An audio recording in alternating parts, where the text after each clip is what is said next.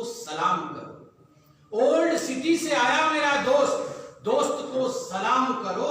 केवल दोस्त के लिए ही सब कुछ न्यौछावर है और दोस्त को ही सलाम करना है, यही उनका मकसद। आज भाग्यनगर के बुद्धिमान जनता को, भाग्यनगर के अति महत्वपूर्ण जनता को मैं एक बात कहना चाहता हूं, बहुत सोच समझ के दिसंबर 1 तारीख को आपको वोट डालना है।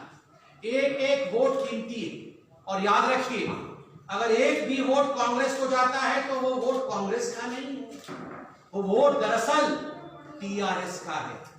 अगर कांग्रेस का बटन दबता है तो वोट जाता है टीआरएस को। दूसरा, अगर टीआरएस का बटन दबता है तो वो वोट टीआरएस को नहीं, वो वोट एमआईएम को जाता है। कांग्रेस का वोट टीआरएस को, टीआरएस का वोट एमआईएम को, इसलिए कि जो हैदराबाद की जनता है उसको चुनना है कि मेयर किसका होगा, मेयर बीजेपी का होगा या मेयर एमआईएम का होगा। किस प्रकार का मेयर चाहिए, विकास युक्त बीजेपी का मेयर या कम्युनल पॉलिटिक्स, डिविजिव पॉलिटिक्स युक्त, एक्सक्लूसिव पॉलिटिक्स करने वाले, एक्सक्लूजन का पॉलिटिक्स करने वाले एमआईएम का मेयर, किस प्रकार का मेयर चाहिए, यह हैदराबाद की, भाग्यनगर की जनता को डिसाइड करना। कुछ लोग ये अफवाह फैला रहे हैं कि अलायंस नहीं है, ये केसीआर जी कह रहे हैं कि कोई अलायंस नहीं है। अरे केसीआर जी, जब 2019 में चुनाव हुए थे तो कारू, सारू, पधारू किसने कहा था? ये 16 सीट पे चुनाव लड़ेंगे, 17 सीट नहीं है। ये कारू, सारू, पधारू किसने कहा था? कारू पंचर, सारू फार्म हाउस लो, पधारू नालगु, 9 मीन्स नालगु नो, तुम्ही जो नालगु भी हो जाएंगे, तुम्ही दी नालगु भी दूर नहीं है, नालगु भी होंगे।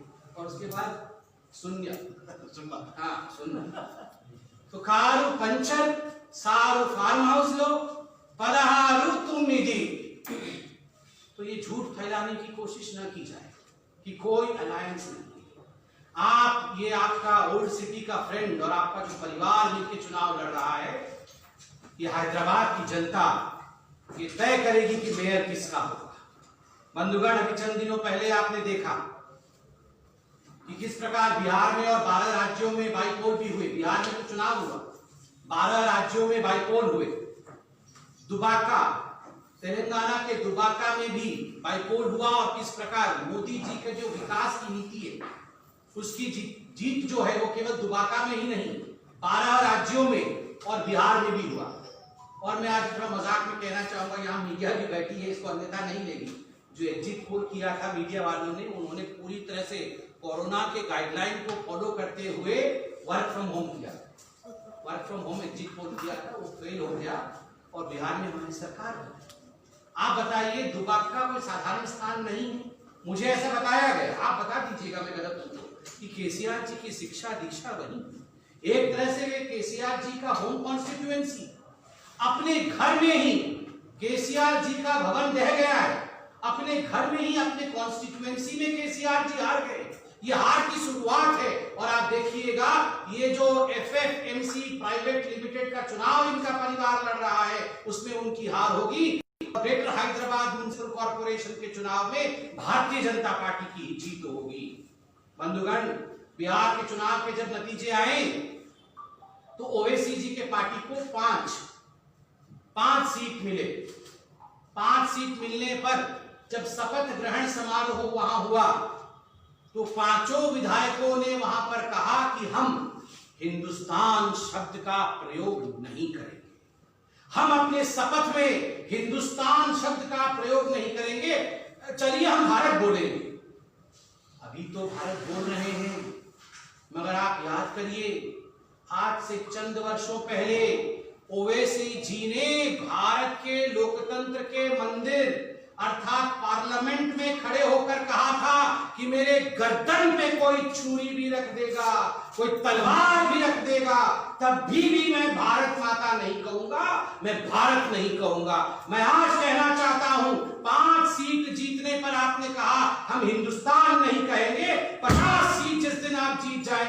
ऐसा वो मौका नहीं आएगा, मगर 50 सीट जीतने पे तो आप भारत भी नहीं कहेंगे।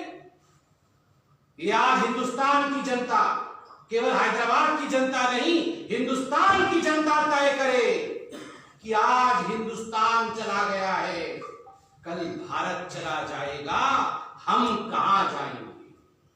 आज हिंदुस्तान का नाम कहने में ये शर्म महसूस करते हैं।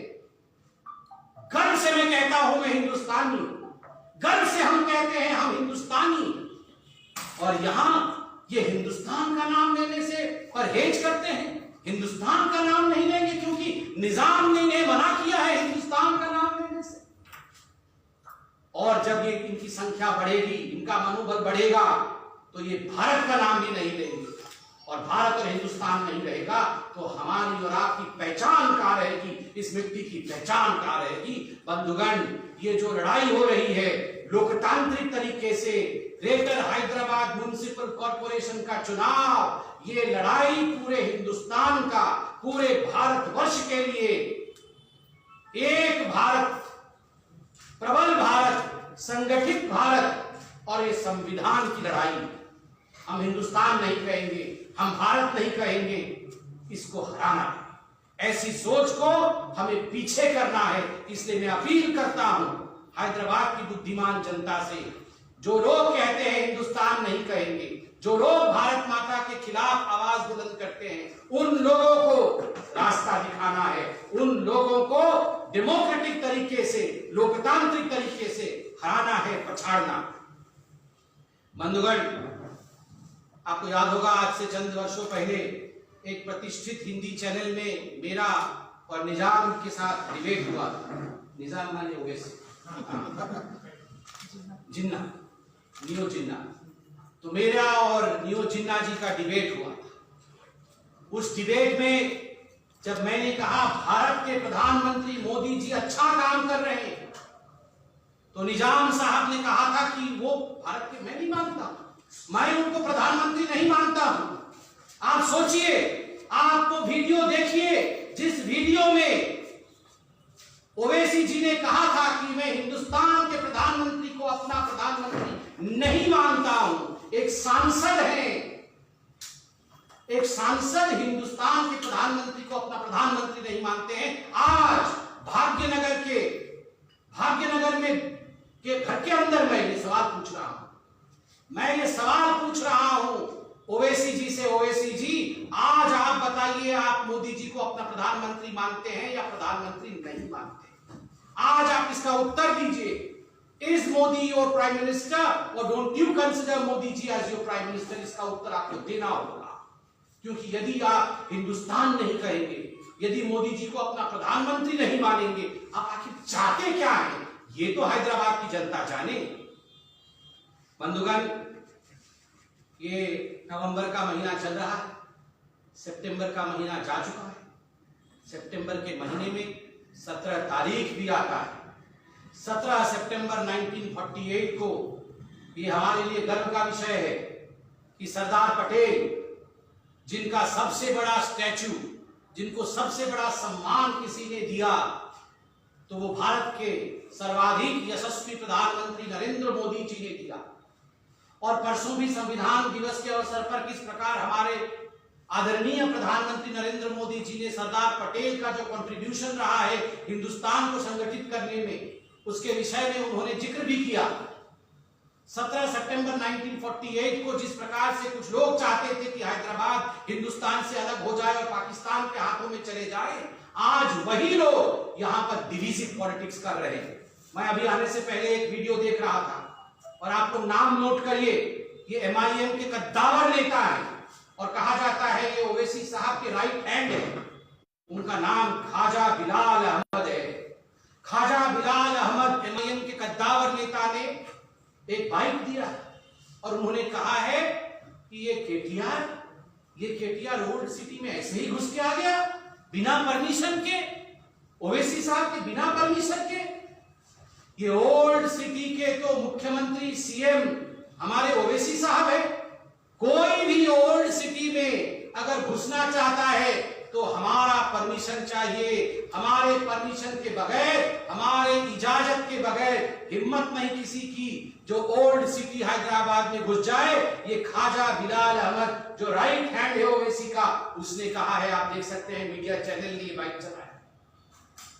ये क्या ओल्ड सिटी में वीजा चलेगा? क्या वीजा लेके हम ओल्ड सिटी में जाएंगे? क्या हैदराबाद के अंदर ओल्ड सिटी में एक दूसरा देश बसता है कि वीजा लेके, परमिशन लेके? यहाँ के युवराज भी जिनके साथ गठबंधन है, कार सार पदहार, वो वाले भी परमिशन लेके अंदर जाएंगे, तो ये हमारे लिए तो क्या करेंगे? जब कार वाले का कार ही नहीं छोड़ रहा है अंदर, तो ये तो हमको भी नहीं छोड़ेंगे। एक देश में, मैं आज कह ओवैसी जी, एक देश में दो प्रधान, दो निशान, दो विधान नहीं चलेगा, नहीं चलेगा, नहीं चलेगा। एक हैदराबाद में दो प्रधान, दो निशान, दो विधान नहीं चलेगा, नहीं चलेगा, नहीं चलेगा। न्यू हैदराबाद भी हमारा है, ओल्ड हैदराबाद भी हमारा है, किसी को परमिशन की आवश्यकता नहीं।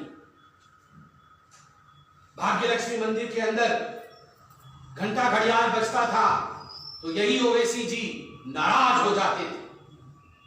उन्होंने ऐलान किया था घंटी बांध दो, घंटी को बांध दिया। आप सोचिए, आप सोचिए, केवल हैदराबाद का नहीं, पूरे भारतवर्ष का भाग्य जहां से उदय होता है, जहां स्वयं भाग्यलक्ष्मी विराजित है, जहां उनके आशीर्वाद से पूरे भारतवर्ष का भाग्य उदित होता है, वहां के घंटे घड़ियाल को बांध दिया जाए और हमें कोर्ट में जाके गुहार लगाना पड़े कि हे मां, तुम्हारे घंटी के लिए हमें कोर्ट में जाना पड़े?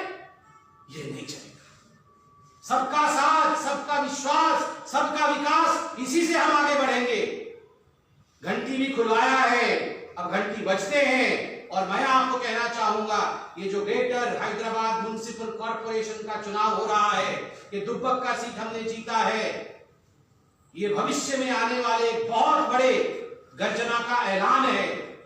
घंटी भी खुला है, भाग्य भी खुलेगा पूरे हिंदुस्तान का, पूरे तेलंगाना का। यह ऐलान आज भारतीय जनता पार्टी करती है। बंधुगण, बहुत सारे वादे किए गए थे। यहां गली गली में बात होती है डबल बेडरूम, डबल बेडरूम। किसी को मिला क्या ये डबल बेडरूम वाला फ्लैट? मिला क्या किसी को? देखिए, बार बार कहा गया डबल बेडरूम। ये डबल बेडरूम, डबल बेडरूम करके 2016 में सरकार ने कि हम डबल बेडरूम देंगे, सबको डबल बेडरूम दे देंगे। एक भी बेडरूम तो छोड़िए, एक ईंट नहीं मिला। ग्रेटर हैदराबाद म्युनिसिपल कॉर्पोरेशन के अंदर 1 लाख लोगों को डबल बेडरूम घर देंगे, इस प्रकार का वादा किया गया था। 1100 घर भी नहीं मिले।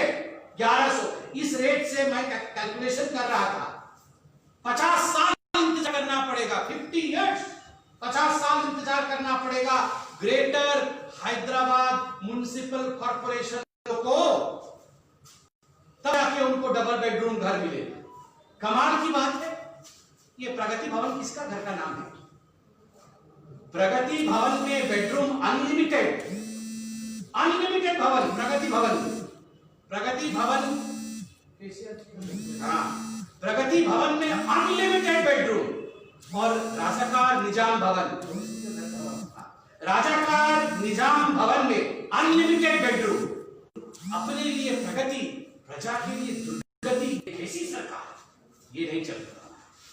बंधुगण, मैं कल वो निजाम ओवैसी जी को फ्लाइट में एक भाषण सुन रहा था, मुझे समझ में नहीं आया। फिर बाद में मैंने बगल में मेरे हैदराबाद के मित्र बैठे थे, उनसे पूछा ये क्या भाषा है? उन्होंने कहा कि बैंगन का भाषा मत बोलो, ऐसा कुछ बोल रहे थे, मतलब बेकार चीज मत बोलो, ऐसा है, शायद यहाँ बोला जाता है। तो ये जो डबल बेडरूम वाला जो प्रॉमिस था, ये तो बैंगन की भाषा है। तो बैंगन की भाषा, ये क्या है? डबल बेडरूम, डबल बेडरूम आप 2016 से बोल रहा है। एक बेडरूम नहीं दिया, एक ईंट नहीं दिया, क्यों नहीं दिया? इसका सवाल तो हम पूछे, जवाब कौन देगा? और बंधुगण, मोदी जी 2022 तक हर किसी के सर के ऊपर छत हो, ये प्रतिज्ञा मोदी जी ने दिया। आप आज बिहार में देखिए, उत्तर प्रदेश में देखिए, आज बाकी बीजेपी शासित राज्य में देखिए, सबको प्रधानमंत्री आवास योजना दिया जा रहा है। तेलंगाना की जनता ने क्या गड़बड़ किया था जो तेलंगाना की जनता को इस प्रकार का भाग्य नहीं मिलेगा? तेलंगाना की जनता के सर के ऊपर छत क्यों नहीं होगा? मैं आज केसीआर जी, केटीआर जी और उनके मित्र निजाम जी से पूछना चाहता हूं। बंधुगण, अंत में इतना ही कहूंगा कि सबसे दुखद विषय जो कुछ दिनों पूर्व तेलंगाना और खास करके हैदराबाद में हुआ वो है फ्लड, जो बाढ़ यहाँ आए। जिस प्रकार 80 लोगों की मौतें हुई हैं, इसके पीछे कौन जिम्मेदार है? कौन जिम्मेदार है 80 लोगों के मौत के? 30% हैदराबाद पानी में डूब गया। 30% हैदराबाद फ्लड से प्रभावित हो गया, बाढ़ से प्रभावित हो गया। हम कहते हैं हैदराबाद ग्लोबल सिटी है, बिल्कुल ग्लोबल सिटी, मगर एक ग्लोबल सिटी की हालत ऐसी है कि बारिश कुछ दिन होता है, पानी आता है, पानी के निकास का तरीका नहीं है, एनक्रोचमेंट हो रखा है। 75,000 एनक्रोचमेंट के केसेस है। कोई सिविक कम्युनिटीज नहीं है, कोई सिविक डिसिप्लिन नहीं है। ये टीआरएस और एमआईएम के कार्यकर्ताओं ने रिवर बेड पे, नाला पे, लेक के ऊपर एनक्रोचमेंट करके अपना घर बनाया हुआ है और इन एनक्रोचमेंट्स के कारण 80 लोगों की मृत्यु हो जाती है। इसके पीछे कौन जिम्मेदार है? और पानी के अंदर घुस के केटीआर साहब फोटो खिंचवाते हैं और न्यू इंडिया की परिकल्पना करिए। और एक सबसे बड़ा घपला, सबसे बड़ा घोटाला जो फ्लड के समय हुआ है वो 10,000 रुपए वाला है। 10,000 रुपए प्रति घर को देने का वादा करके 10,000 रुपए अपने कार्यकर्ताओं को दिया है, ये घरों को नहीं दिया है। जिन लोगों को बाढ़ से प्रभावना हुई थी, जो लोग बाढ़ प्रभावित थे, उनको पैसा नहीं मिला है। टीआरएस के कार्यकर्ताओं को 10,000 रुपए जनता इसको माफ नहीं करेगी। और अंत में मैं सिर्फ हाथ जोड़ के अपील करूंगा, जो इंटेलेक्चुअल्स हैं, क्योंकि हैदराबाद इंटेलेक्चुअल्स का शहर है, ये बुद्धिजीवियों का शहर है, ये गुणी और गुण से धनी लोगों का शहर है। देखिए 5 वर्षों में, एक वर्ष में 365 डेज, 5 वर्षों में 1824 दिन और एक दिन इलेक्शन का। 1824 दिन आप लोग डिस्कशन करिए, मगर एक दिन डिसीजन के लिए बाहर निकलिए और 15 मिनट खर्च करके वोट दबाइए, बटन दबाइए, वरना ये इसका कोई फायदा नहीं है। बेडरूम में बैठ के, ड्राइंग रूम में बैठ के, सेमिनार रूम में, सब जगह discussion discussion discussion, but no decision, then there will be no democracy. इसलिए हाथ जोड़ के प्रबुद्ध वर्ग से, सभी वर्ग से अपील है कि घर से बाहर निकलना है, 1 तारीख को जलपान से पहले बटन दबाना है और ग्रेटर हैदराबाद म्युनिसिपल कॉर्पोरेशन के चुनाव में कमल को लाना है। और जो लोग इसे फैमिली और फ्रेंड म्युनिसिपल कॉर्पोरेशन का चुनाव प्राइवेट लिमिटेड कंपनी सोच रहे हैं, उनको हराना है। बहुत बहुत धन्यवाद, बहुत आभार।